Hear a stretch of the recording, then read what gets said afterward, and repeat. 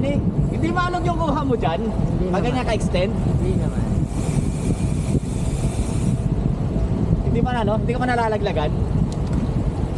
Ayoko. Ha? Ayoko. Hindi, pero hindi pa naman nalalaglag. Hindi. Whoop! Sa motor tsaka sa bike ko ginaganto eh.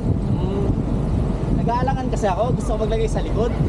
Sa likod, dapat dalawa yung handle mo. At dalawa yung clamp. Clamp. Sa akin kasi dito ko lang nilalagay eh. Para kahit pang trail. Oo, pag mga ganun, pero pag dito lang, pwede ka mag-extend, pero pag mga medyo malubak, hindi pwede. Kahit sa motor, ganyan lang din ako eh. Hindi ako nag-extend na ganito. Lilipad yan. Sa motor ko, doon naman sa likod, dalawa yung clamp. Ayun, may alalay. Woo! Pero pag sa likod, puta, madami kunin.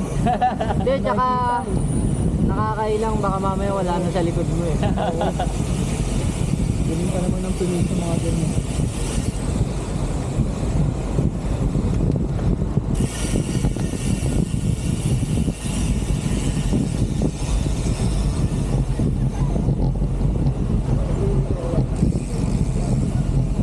Party hat.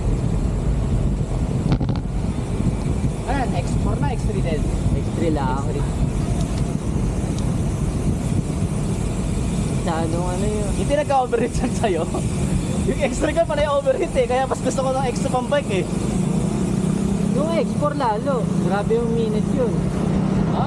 Oo. Pero last ano kay seller ni sa 360? Okay daw, sabi nila. Lakas yung minute. Ay sabi ko okay na ako sa X3.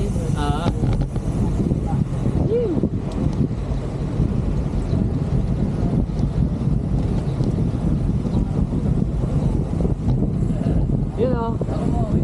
Kala nyo ha.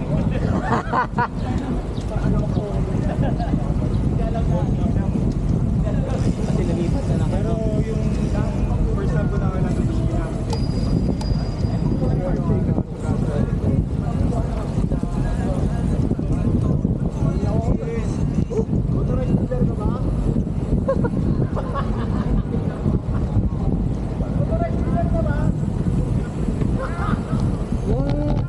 Yung kinukuha na ko, authorized